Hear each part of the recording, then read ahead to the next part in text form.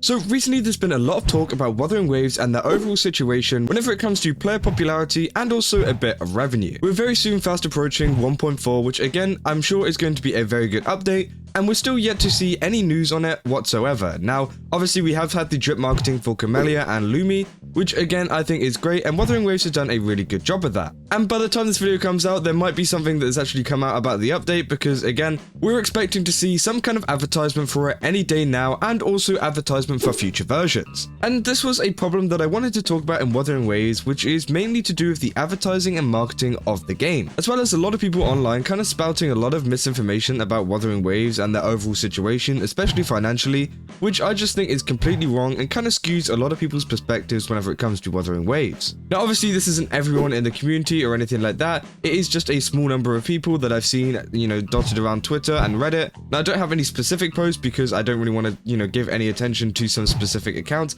and also I don't want to spread any hate their way either, because again it's just unnecessary. But a lot of what they've been spreading is stuff like, Wuthering Waves is going to be end of service, which again is the most crazy claim you can make, because Wuthering Waves has actually been doing pretty decently.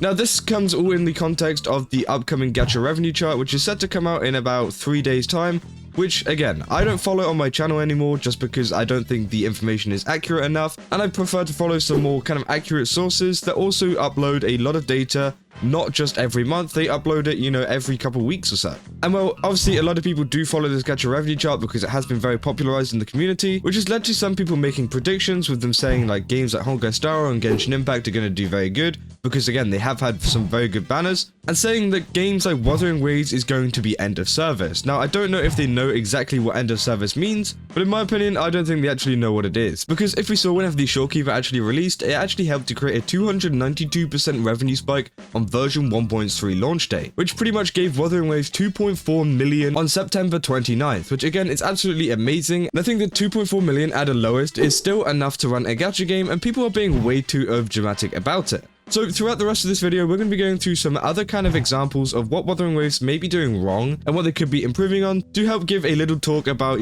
stuff that they could do to make the game better and actually get the maximum potential reach that they could possibly get. But before I get into this video, don't forget to leave a like and subscribe, and also go to my Twitch where I'm going to be live. I definitely recommend going over there. It's going to be down in the pinned comment down below or in the description. You can go over there, give me a follow, and you'll get notified as soon as I go live. And we've been streaming a lot of Wuthering Waves and also Gacha like video content as well, so I definitely recommend going to check me out, because again, it's just a fun time overall. But let's get back into the video. So one of the main things that Wuthering Waves could improve on is just stuff to do with adding stuff to their Twitter and also other social media sites. I think this is something that they really lack, and that they need to take a page out of some other games' books. Now, obviously they do release the usual stuff like trailers and also some other things, but there does seem to be a severe lack in kind of like meaningful advertisement, which I think that a lot of people would benefit from. Now, obviously we've got posts like this where they got some cool little art things and some other stuff, but again, I don't think people care about that as much. I think people want some like interactivity with some of the story, which I think games like Nikke do really, really well. Recently, they've had their big update, or the announcement of their big update, and they've got all of these like trailers and stuff for the characters, as well as some even more trailers and stuff like that. Now, I'm not saying that they need to make 2 million trailers or anything,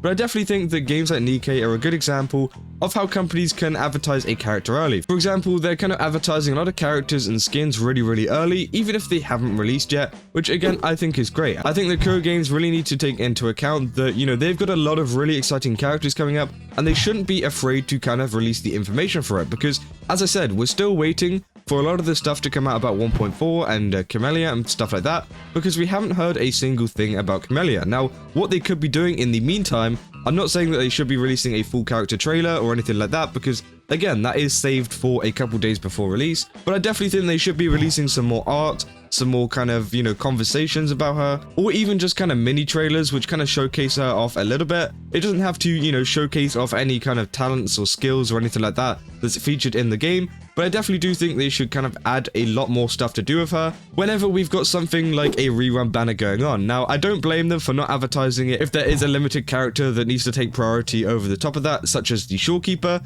but that isn't the case. We've got Jian, who they've pretty much just gotten a kind of reused trailer, which they've taken, from the Jian trailer, and that's about it. And I think that they honestly should be working on promoting their future characters rather than promoting the reruns. Now, obviously, they can promote both, and I think that would actually be the better kind of thing for Wuthering Waves if they promote both of the banners, because it helps. It helps, you know, spread a little bit more awareness about all of this stuff, and I think that Nikkei does kind of show us a little bit of how to do it better, and the same goes for a couple of other gacha games too. Now, obviously, if you look at Wuthering Waves' Twitter page in particular, you can see there's a lot of similarities to places like Genshin. Now, obviously, Genshin is probably the game that Wuthering Waves wants to be like the most, just due to the open world aspects of it, and it does have a pretty similar feel, apart from the overall style and design of the characters in the world. And Genshin Impact are, you know, as well culprits for this. They do kind of post not that much, and they kind of post like less meaningful things, such as, you know, birthday posts and stuff like that to do with characters. Now, it does kind of fill up their feed a bit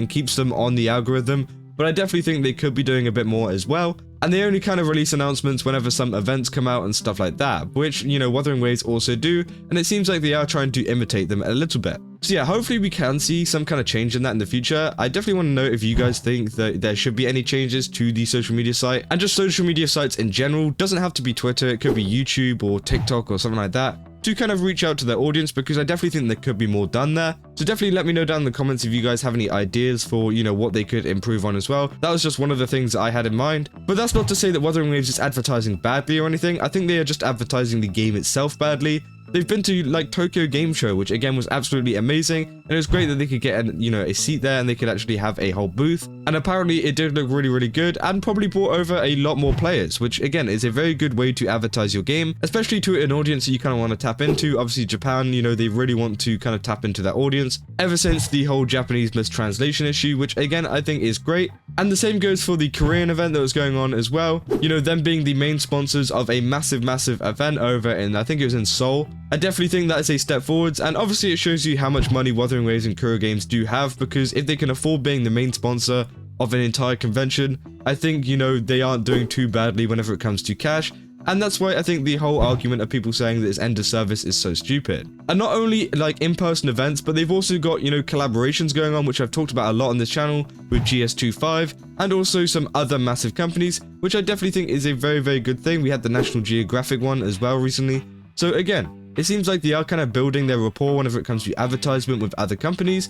And I think that, you know, just adding a little bit more stuff to do with the game and a lot more trailers and things like that, especially with the amount of money they've gotten recently with some of their really popular characters, I think it would just go that bit of an extra mile, because people would look at it and go, oh, hey, I kind of actually want to play that. That trailer or that kind of post looks really nice. So again, it would be nice to see some kind of more interactivity with that, and I think that also comes with the content in the game too. I think there should be a little bit more content to do, and that way you have more stuff to talk about on your social media sites. And I don't want to make this into some kind of like doom posty video or anything like that. I definitely think that Wuthering Waves is doing just fine whenever it comes to advertisements and whenever it comes to stuff like their social media posts and just getting stuff out, but I do think it could be a little bit better and it could be a bit more optimized. Again, this is just because I like the game and I want it to succeed, and I think that, you know, a lot of stuff could be improved, but it's not like it's the end of the world if it doesn't improve, because again, they are kind of releasing like the bare minimum, and obviously games like Genshin Impact get by releasing this kind of content anyways. But obviously Kuro Games isn't going to be a company like Hoyoverse and just sit there and kind of do nothing, so I do kind of hope that they do go a little bit further with it and actually try to, you know,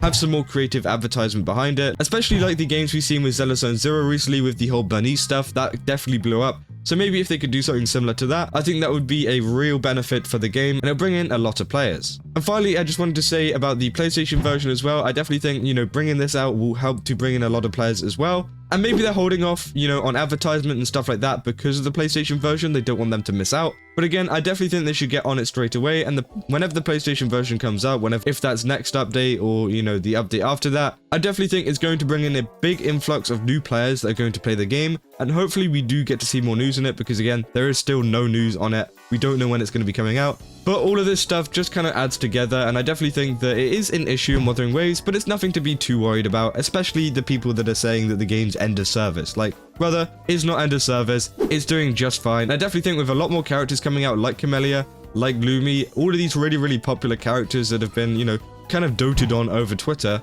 it is definitely going to increase the revenue. And if they can keep cooking with a lot of these character designs and also the story, which they've been doing really, really good at, then it's going to sell more and we're going to see a big increase in the revenue. and just overall stuff like that. But yeah, as I said, let me know down in the comments what you guys think. What do you think the Wuthering Waves could be improving on? This is more aimed to be a more constructive video over what they could change rather than a video being like, oh, Wuthering Waves is over, because again, there are so many people out there saying it's going to be over, which just isn't the case at all. And I just want to make that very, very clear to a lot of people that may have seen these posts, you know, spread around Twitter and other places like that. That's all I got for this video. If you did enjoy it, then don't forget to leave a like and subscribe. And as I said, go over to my Twitch. I'm going to be live over there. Go down to the pinned comment down below or the description and the link will be there. Just go follow me and you'll get notified as soon as I go live. And also go over to GamerSubs, use my code KAZA, where you can get yourself 10% off a ton of cups and tubs. They got a new Halloween event out at the moment, so I definitely recommend checking it out. They got some really cool designs, which I'm definitely going to get for myself. So yeah, go down to the link below, you'll get 10% off, and yeah, just use my code KAZA. That's about all I got, and I'll see you guys in the next one. That's all, see ya!